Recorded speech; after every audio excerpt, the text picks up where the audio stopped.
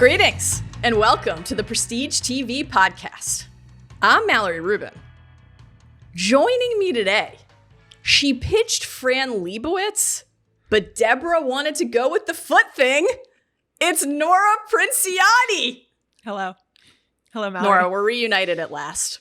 It feels prestigious, first of all, to do it under these circumstances. And I'm thrilled to be looking at your face in a box on my computer screen, Mallory. Same. I've missed you. It's been literal years since we podcasted together every week about the National Football League. And so if you want to just transition into Bill Belichick talk or any other football topics, college, pro, or otherwise in the middle of this pod, I don't know what Deborah would have to say about it, but there's only one way to find out. She would have some Jordan Hudson thoughts, I'm sure. No question. No question. In case anybody can't tell, we are here for a mid-season check-in. Mid-season-ish. There have been 6 episodes already. Mid-season-ish check-in on season 4 of Hacks.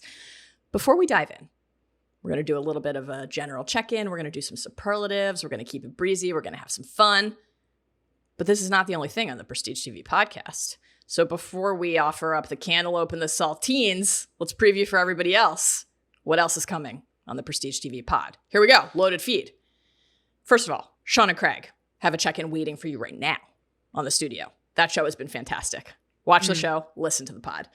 Joe and Rob will, as always, be checking in every week the rest of The Last of Us season on Thursdays on how The Last of Us season 2 is going, some gamer insights, interviews with the people who are making the show. Can't miss that. Joe and Rob will also be checking in on your friends and neighbors on Fridays.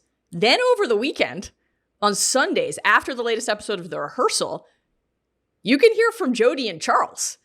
Not only can you hear from them, you can watch them because the Prestige TV podcast is available to watch on Spotify or the Ringer TV YouTube channel. What a buffet. Wow. Stacked. Stacked lineup. That's what that is. More than they had at the writers' retreat in Vegas. That's Definitely. For sure.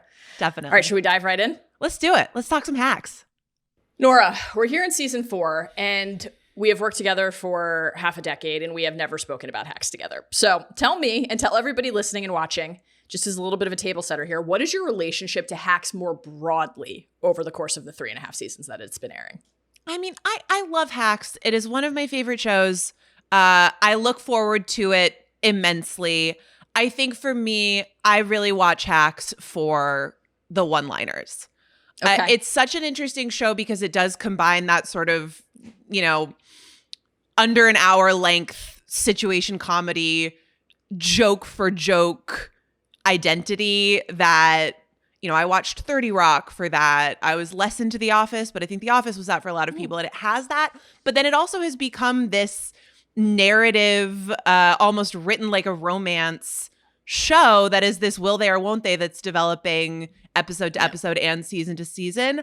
I obviously love that this is a show that's able to do both of those things. I will say that, I come to this place for magic. I come to this place, Hacks, specifically for the fact that I think those writers, just on a joke to joke, line to line basis, I am desperate to hear what they're going to come up with every episode. It's just it's the sign-offs at the end of the show where Deborah says thank you to Al Gore and Glorilla. Like, that's why I'm watching Hacks.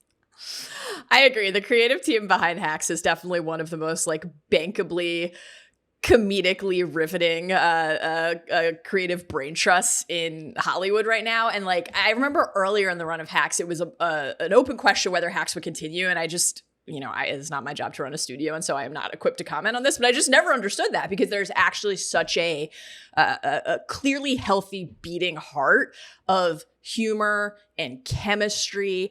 And as you noted, this core relationship that is driving the show. I think that's another thing that you probably have to answer for everybody before we dive in further, which is, are you a Deborah or are you an Ava? I really thought you were going to ask me if I wanted to see them kiss. You can also answer that. You're free to comment. I think, honestly, Mallory, I'm more of a Deborah. Wow. Okay. I love that for you. I'm definitely an Ava. No question. And that's why by the end of this episode, maybe we'll have some animosity along the way, but I think by the end of talking this through, we'll arrive somewhere beautiful and poignant. I think that's great. Probably also like Deborah and Ava, though we will have some setbacks along the way and then work our way back toward each other. Yeah, it's always like an interesting experience. Joe and I covered the end of season 3 together. And obviously like that is one of the most, I think still to this day, riveting scenes and harrowing showdowns between people whose relationships you're deeply invested in at that point. And if you consider yourself an Ava and you put a lot into your work and you don't have a great work-life balance, that's a harrowing thing to have to really like process and think about. This has been an interesting season in that respect in terms of where we are in their relationship. One of my like overall ongoing interests with Hacks, both in terms of like a creative pursuit structurally, how each season functions, how the seasons relate to each other. Like I kind of want the show to go on forever, but then when I step back and think about it, I guess this might be a very odd comparison to make, but the thing that pops into my mind often when I'm thinking about Deborah and Ava and the way that their relationship fuels Hacks. Now, obviously, a lot of the other figures in Hacks are part of its charm, and we will talk about them, I think, frequently as we go today. But the comp that I always make when I'm thinking about it, did you ever watch the modern classic Billions? Yes, of course I watched Billions, Mallory. Wonderful. This is why we get along. So it's a little bit of the Chuck Axe question to me, which is like, how many seasons in a row can you go back to the same question? Now, of course, Chuck and Axe were the opposite. Like it's the inverse, right? Where their base position is we are trying to take each other down. And then every so often they work toward a position of surprising alliance. Sure. Of course, Deborah and Ava, it's the opposite, right? It's like they are supposed to be partners. They are supposed to be teammates. They are supposed to be unlocking things for each other. And then they can't help but let each other down. But both shows are driven by this core tension of, can these people stay in this place they're supposed to be in, or will they have to like work? Will those boundaries become too porous at some point? I used to wonder, like, how long can Billions do it? And then as soon as they stopped, I was like, wait, but that's what Billions was. Bring it back. Let's do a little more, please. Yeah, I think that's a really interesting tension. I'm wondering how you felt about that just more broadly in season 4 so far. Are you as compelled as ever by the state of Deborah and Ava's relationship? Or is there any part of you that's like, how many times are we going to run back this same question, while obviously doing it inside of evolving context and circumstances around it? Season 4 is at long last the late night era. And so that is, of course, a different thing.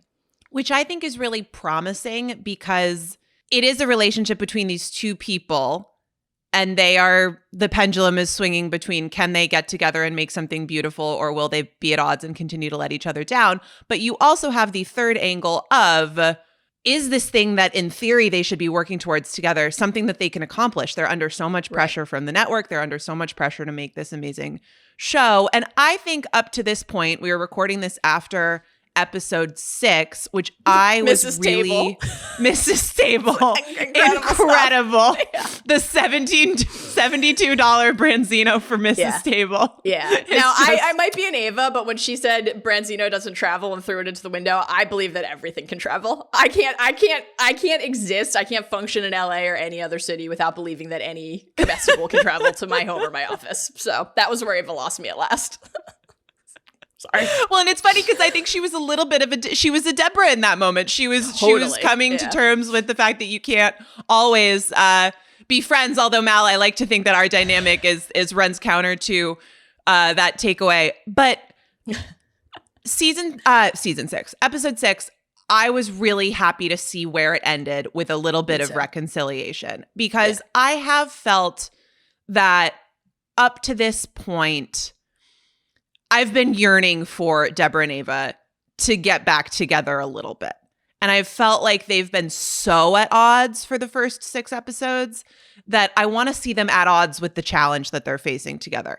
I think there are the genuine differences of opinion in how these two people, who have a lot in common but also see the world very differently, are going to tackle the project of making late night television together. And I want to watch them do that, which does not mean that they will be on the same page at every turn, but it does mean that they will be a little bit more united than they have been. And I was missing that a little bit. I thought that we'd gone on maybe a little bit too long where they are at odds truly in a personal context. It's not over the challenge of the show. It's just these two people really butting heads.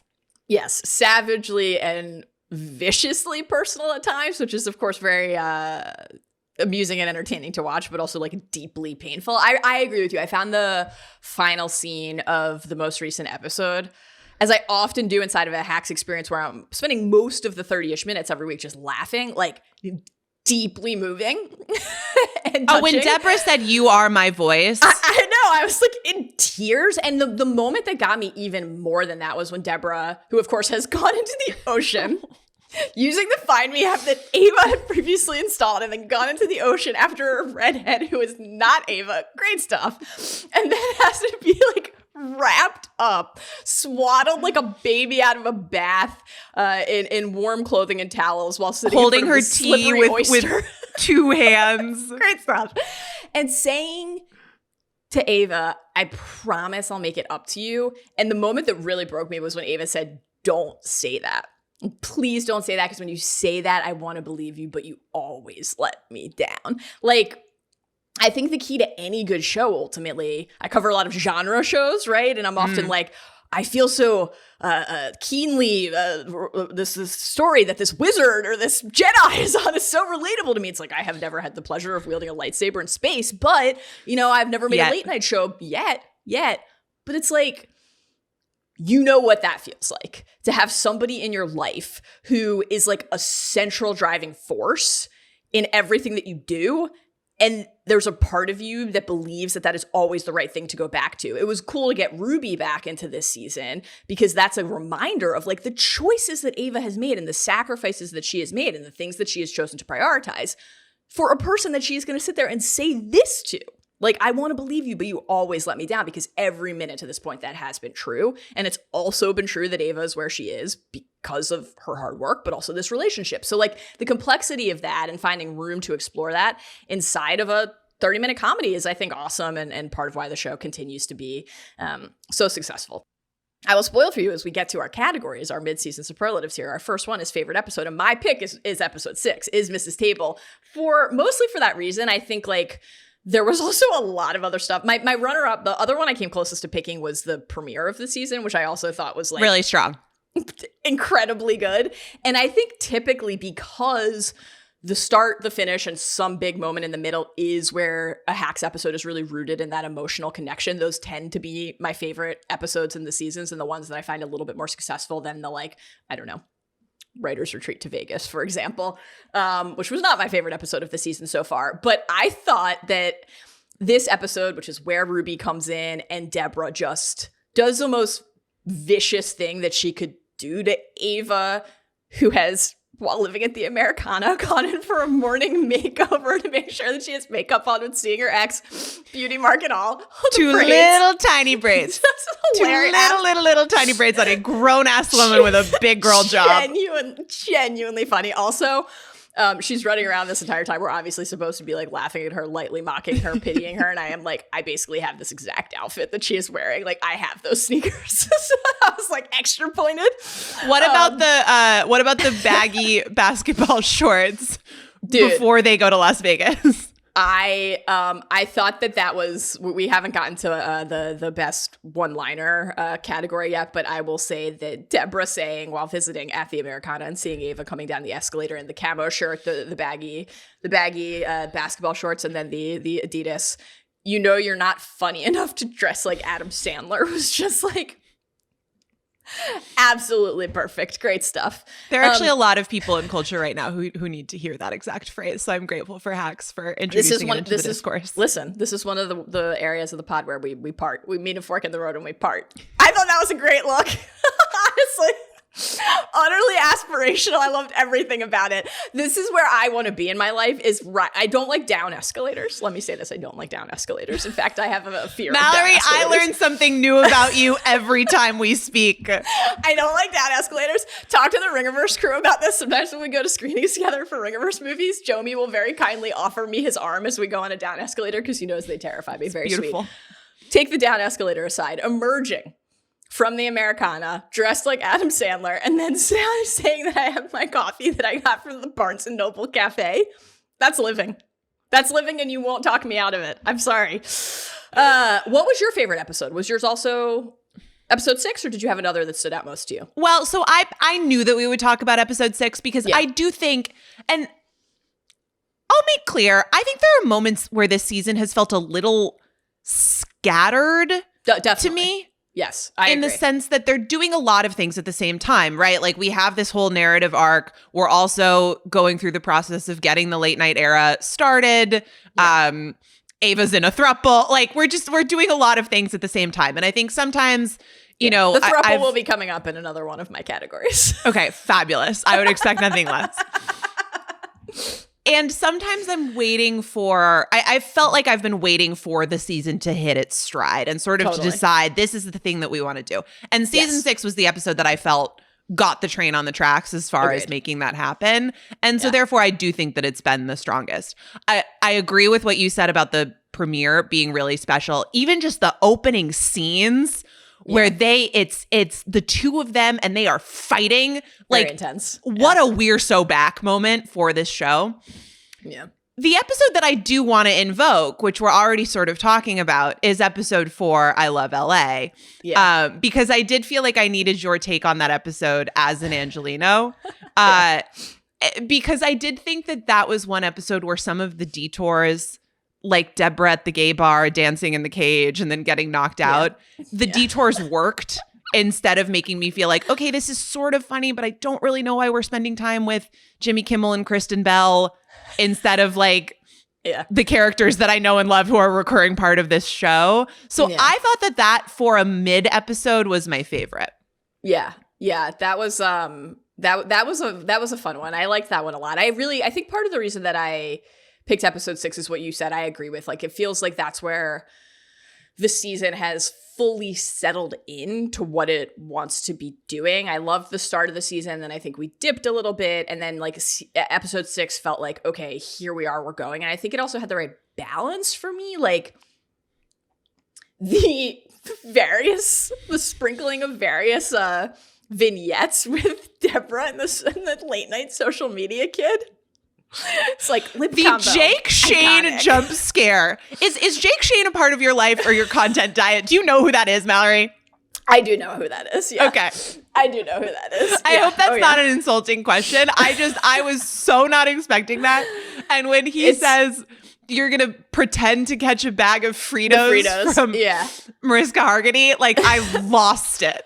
We go from the lips to Fritos to happy birthday to Dakota Fanning to chicken dance challenge. I think with the clarification of arthritis research, we don't support arthritis. Very amusing. And then next up, we have the twist and shout challenge to help infants with scoliosis. Are you ready?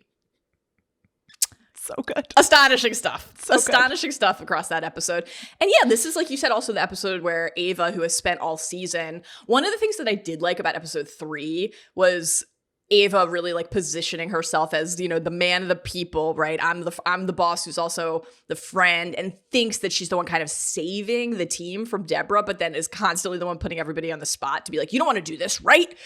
Also making them say a thing they don't want to say or choose a side they don't want to choose. And so while it was painful to see Ava have this like breakdown and throw the Branzino and drive through the gate, though I did like the return of the gate guard who had previously looked at her license and been like, that's a great little touch. But yeah, like to have to just get to the breaking point where she's like, oh, I'm not in the group chat.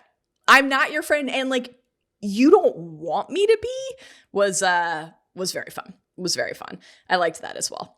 Do you feel like in terms of your LA question, you have the proper appreciation for an understanding of life at the Americana after 6 episodes of season 4 of Hacks? No, I don't, but I do believe that that's because I never could and never will.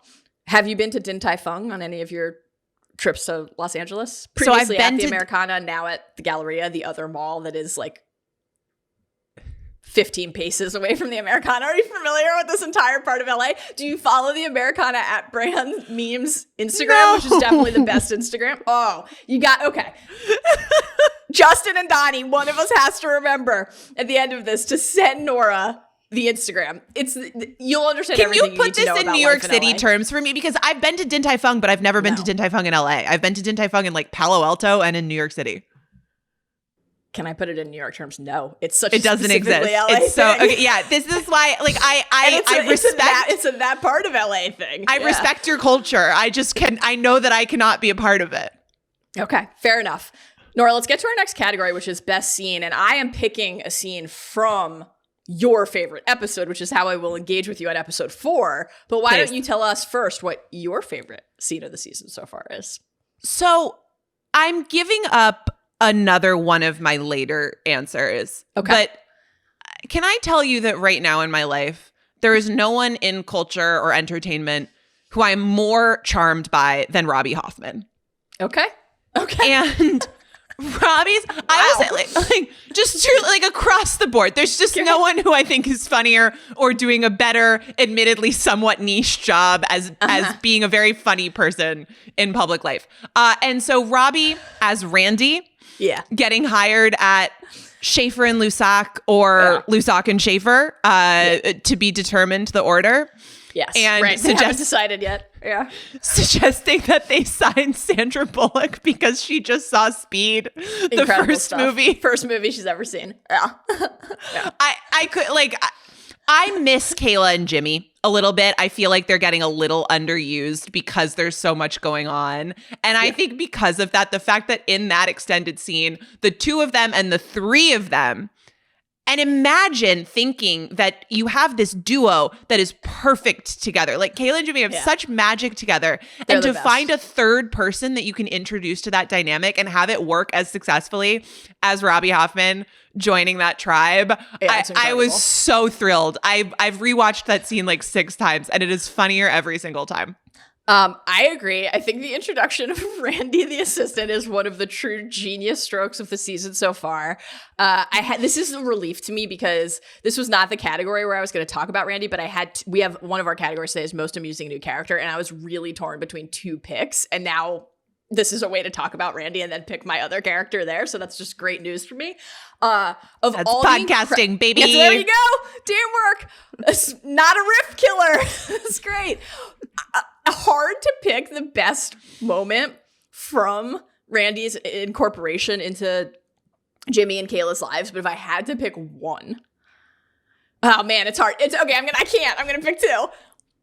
I mean, I just heard about summer Fridays. Isn't that ridiculous? Why would Fridays be season dependent? It's just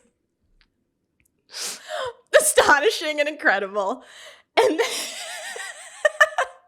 but I think my favorite was, this is one of those things where you're like, how do they come up with this? Yes. When they're making the show. 100%. You truly want to assess somebody as a candidate? Why don't you ask them how many peanut M&Ms they can fit into a Honda Civic? It doesn't matter the answer, just to see how they think. Is that how we're doing hiring at The Ringer from now on? Just to see how they think. That's how Justin I know that's Sayles how I got in the door. Yeah, absolutely. How many, except we didn't ask him how many peanut M&Ms would fit into a Honda Civic. We asked how many peanut M&Ms would fit into a Dodge Challenger. So, hope I got that as right. someone who doesn't have a LinkedIn, I wouldn't know. I cannot help you on that, Fred. So that'll just have to be a mystery, and maybe some listeners can let us know. LinkedIn is nothing but a printout of lies. It's got incredible stuff. Also, just the delivery of your standing and shit was very memorable. Very memorable. See, like, in some ways, even though Deborah and Ava are the heartbeat of the show, in some ways, the show I really want is just, and maybe this is actually part of how they continue the Hacks universe moving forward, I do just want Kayla and Jimmy running their agency. It's like Kayla and Jimmy running their agency for dogfluencers. And kids. And don't forget the kids. When Kayla's like, please sign in with your name and your species. Do you think we can get Halo signed up? Oh, I mean, listen, he's a private guy and he lives a private life, but I have had moments given how absolutely stunning he is. Yeah. And obviously brilliant, charming. Yeah. Where I've thought, did I really blow it? You know, could he have been like super What would have happened famous? if this cat had representation? Yeah, what exactly. would it become? Where I love Kayla, I don't think I would let her anywhere near my cat, to be frank. Sorry to Kayla. All right, let's get to the throuple for a second, because my favorite scene of the season, is from episode 4, and it's Ava in the sex shop.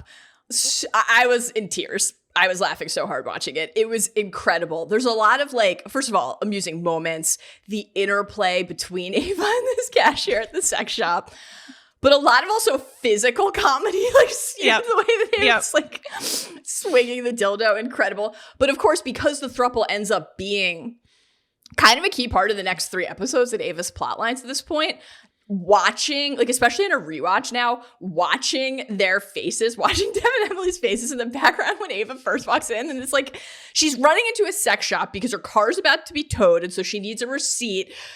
No returns, but she needs a receipt. No returns killed me. She needs a receipt to prove or fake her way into proving that she was actually parking there because she was going to purchase something from the shop. The fact that the scene is built around Ava having to run into a sex shop and cut in line and shout, "It's an emergency." It's miraculous. Absolutely miraculous stuff. I thought it was incredible. And then the payoff later when, I guess this is the same episode where, as you noted, at the club, Deb it hits her head, has to go to the hospital. Dancing in the cage. Dancing in the cage, doing poppers, has to go to the hospital, has forgotten to remove Ava as her emergency contact. And so Ava receives a call from the hospital. She has just given this couple it is a testament to how fucking funny Hacks is, that just describing Hacks is hysterical. She picks up her phone after they've dropped her off and says, "Is this Ava Daniels?" "Yes." "Is this Emily?" "My friend from the sex shop." "Couldn't wait. Could you?" And they're like, "No, this is Cedar Sinai." Absolutely incredible. It's just really great good. stuff. It's really good stuff. And God. I do, again, I can only be an observer and an appreciator of your culture from the outside. But the fact that needing to get your parking validated was a core turning point in terms of the progression of this plot line does feel canonically Los Angeles. Yes, I agree. The only universal experience inside of that, I think, was Ava realizing, well, she's probably going to have to request an Uber, asking for a cell phone charger, and then the guy's like, "Do you have an Android?" I mean, no matter what city you live in, you know what that feels like. It's like, "Sir, I do not." No. Let's Kristen keep the Bell, laughs going. though, apparently. Yes. Yeah. The the green bubbles. The green bubbles. The green bubbles didn't want her to be the only one in the chat with the green bubbles. So that Kimmel could inherit her when Conan died. Tough drive-by on Conan there. I loved it. Me too. Great stuff. Nora, you already mentioned that one of the things you love most about Hacks is the one-liners. So this was one of your requested categories today. I don't know how you're going to be able to pick just one. Spoiler alert, I didn't. You didn't. There you go. Perfect. All right, give us your, however many you ended up choosing, favorite one-liners of the season so far. Okay. So I'm going to go outside our core duos here because I do think that, again, sometimes these like side characters just get these moments to shine. Diana, Deborah's psychic from Sedona, who comes on as the consulting producer and has to stage the writers room. As a preamble, as a runner-up in the Diana category, I'll offer you, as she's saging, lots of sad divorced men have sat in these chairs. However, that is only second to a line that left me in stitches. When she looks up, looks Ava in the eyes and goes, "Does a hat on a hat mean anything to you?" Absolutely incredible. Just comics writing about comedy and the process of the creation of comedy, not something that I've experienced, but that just feels so delicious to hear them riffing in their own universe. The other character who I think is getting just some of the best lines of the season is Winnie, the network executive. One, "I have to spend time with my kid, Dr. Sorters." Two, George Clooney only does pranks because he's sick. I love that. That was a great moment. Yeah. It's just, there's a whole idea with it. Like, George Clooney is this sicko who can only get his kicks by pranking people. And then my absolute favorite, I don't even know who she was talking to when she says this. I believe it's in episode 1. It might be in episode 2. It's early. They're doing just like a walk and talk through a hallway, and someone walks by, and she just turns to the side and says to someone, "By the way, that Amon you sent me to was dog shit," and then keeps it moving. Yeah, at the party, at Bob's party, I think. Yeah, that was great. Really good. Incredible stuff. That might, if I had to pick one, that Witty honestly stuff. might have been my favorite one-liner of the season. Okay, fantastic. Here's, I'm not done, Mallory. I'm giving you a couple more. I wouldn't expect so. Yeah. Sort of a subcategory. Yeah. The sketchboard with the ideas Very good. Yeah. on the index cards, like Desert Island DILFs. Yes. It's a rich text. Yeah. And then the last one, I brought it up already, but the sign-offs, thanking the guests, thank you to Shabuzi and Nancy Pelosi, thank you to Al Gore and Glorilla. That's the meeting I want to be in, Really is where good. all the Hacks writers are just coming up with combinations. The little teases for the affiliate stations have also been like quietly just lethally funny. Really, really great. Those are incredible picks. I'm astonished to say we have no overlap in our selections for this category. I'm not astonished. This is a rich buffet that we have to pick from. It's true. I think I went kind of with the opposite logic, which is I actually felt, oh, wow, I'm kind of Deborah Ava light in some of my categories. I'm actually like going heavy in other directions. So a lot of my picks here do orient around either Deborah or Ava or both. I'll give you my winner first and then a couple runners up. Right at the beginning of the season, episode 1, the pranks begin, the panties. Panties, we're at work. Act appropriately, you fucking skank. And then Ava replying, that's rich coming from you. Aren't you and Mary Magdalene neck and neck for the title of world's oldest whore?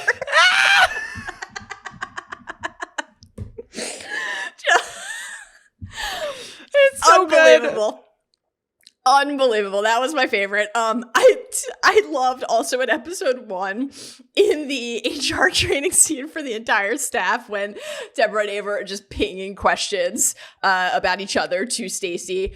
I think my favorite one was Deborah saying, can I fire someone for free bleeding in the workplace? Yep. Absolutely unbelievable. I really also liked in episode 2 when they were talking about hiring writers and Deborah described Ava as someone who had gone straight from co-producer to executive extorter. It's very, very clever. You see why Deb wants to be in the writer's room. She's got what it takes.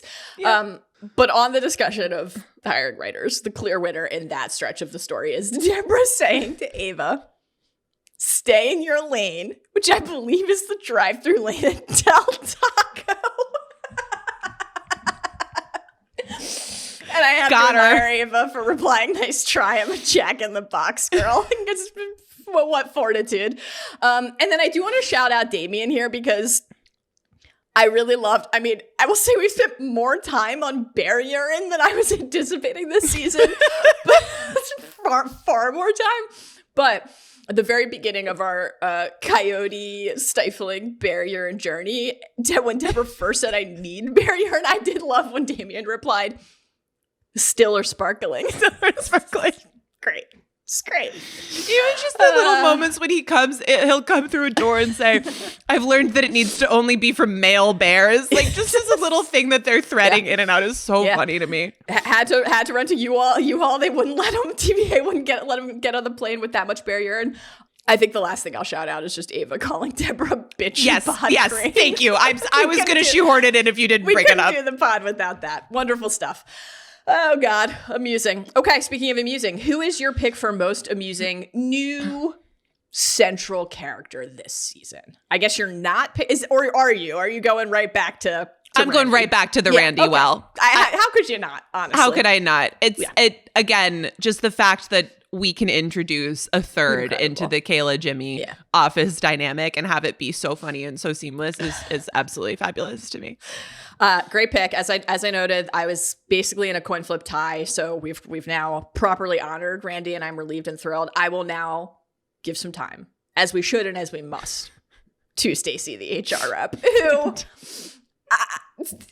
it's one of those things where like should this character be this present, but somehow it keeps working. In that first episode in the training scene with the staff, I think my favorite moment was about taking nude photos at work. Well, if they're taking a photo of an abnormal mole for a medical professional.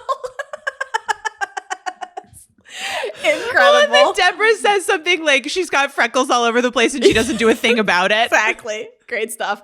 I loved when she's formally assigned to be their chaperone and at the end of episode 3, after all the complaints, and then she takes the sip of the water and just starts choking and apologizing, trying to choke out an apology through her gasps and her coughs. I do that a lot. I aspirate. Great stuff.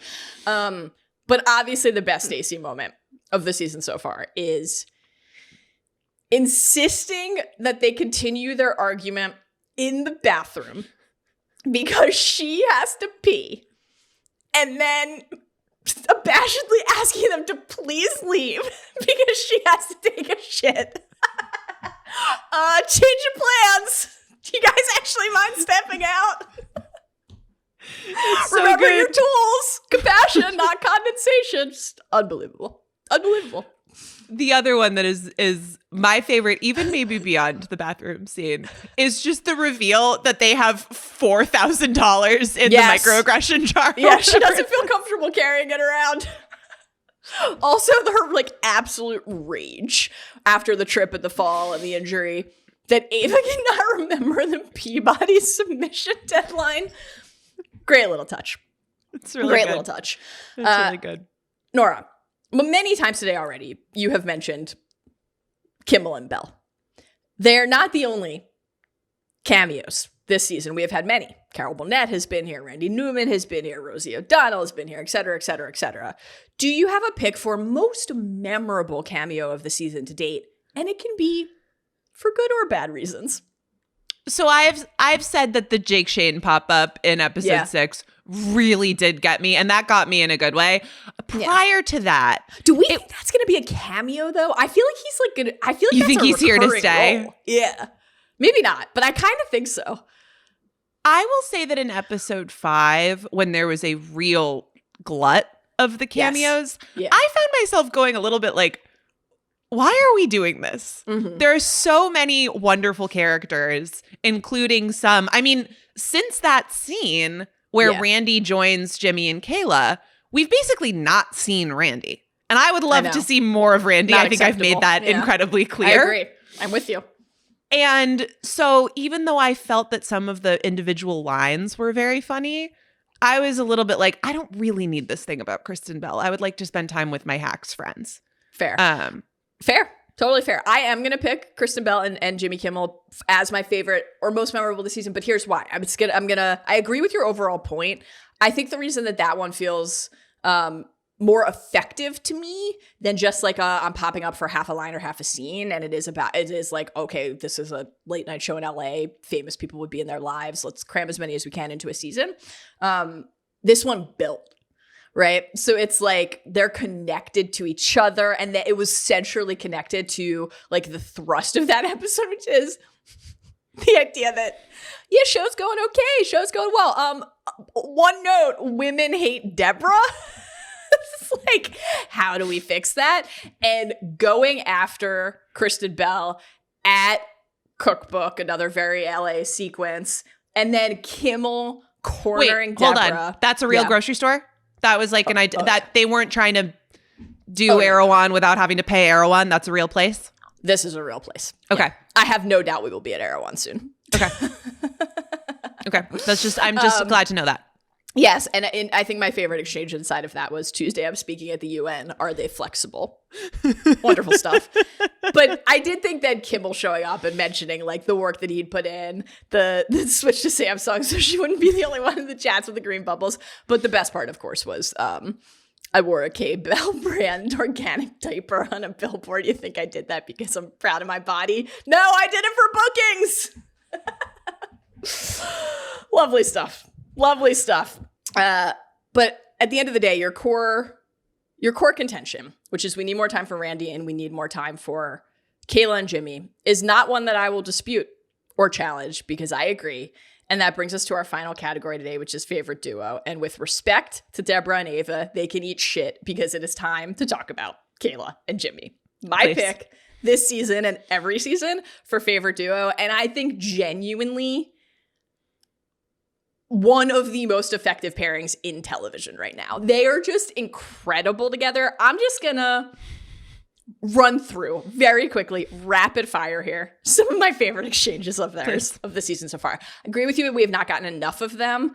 Though I will say rewatching these episodes, because every week you're like, oh, I only get 1 or 2 or 1.5 scenes with Kayla. It's just simply not enough. But then like sitting down to revisit them, I felt their presence a little bit more. Episode 1, Family Guy. That guy Brian is hot. The dog? Is he a dog? Yeah, Brian is the dog. Bob's Party. What's the one thing I asked you not to do tonight? To talk about the Lenny Kravitz penis video. I'm sorry, they brought it up. I'm not even going to say which quote is Jimmy and Kayla because it is so clear. You know. Episode 2. Dog clients, we already talked about. Everyone sign in with your name and species, all right? There's too many humans with dog names and dogs with human names. The firm name, Schaefer and Lusac and Schaefer. We're still arguing about the name. Don't tell people that. And then Kayla replying, lucky for you, they hung up. I really loved when Kayla in that episode said, when they were just when Jimmy sleep with his assistant, she says, you're a man of power now. You don't know what you'll do. Kayla's just the best to me. Just like an endless treasure trove. Episode 4. Kayla on her power trip, right? Everybody at late night needs to know who they are. They rep the main talent. They rep the head writer. But then still Kayla is there holding up the raisin box to Jimmy and saying, come on, would you do her? The raisin girl? She looks kinky. This is like, sorry, this might be my favorite of the season, though. This is also episode 4. See, Jimmy, when you lead with love, you give people the option to say no. You mean consent? Don't politicize everything. Yawn. So who's Diddy and Bebo? Diddy and Babbitts? I told you, read women. I told you, I mean, most of the best ones Kayla gets, I told you read women from Jimmy was mwah. So good. I also loved in episode 5 when they're doing the focus group feedback and Kayla says, turns to Jimmy and whispers, I'm doing No Nut November. And he says, cool, it's February. I just love it. And like, this is kind of like a little similar actually to your point about the Clooney line earlier, like how Hax is really deft at just doing, you get one little moment that like hints at this larger thing behind it. Inside of Kayla and Jimmy, I really loved the little conversation about the twins plan, right? How to get the Olsen twins back. And like, it has to be Tia and Tamara because twins listen to other twins. It's just like, you understand without having seen any of those prior conversations that Kayla has like talked about this 500 times, right? I just thought that was incredible. Obviously everything with Dance Mom and Imposter Syndrome, just great stuff. But up there for the best moments in episode 6 when they are helping to look for Ava and go to the Americana. And then Kayla yells at a passing child. Child! Have you seen a lesbian ginger? They say no. And then she says, thanks for nothing. Wanders off. And Jimmy has to say, Kayla, come on. We're not getting Wetzels.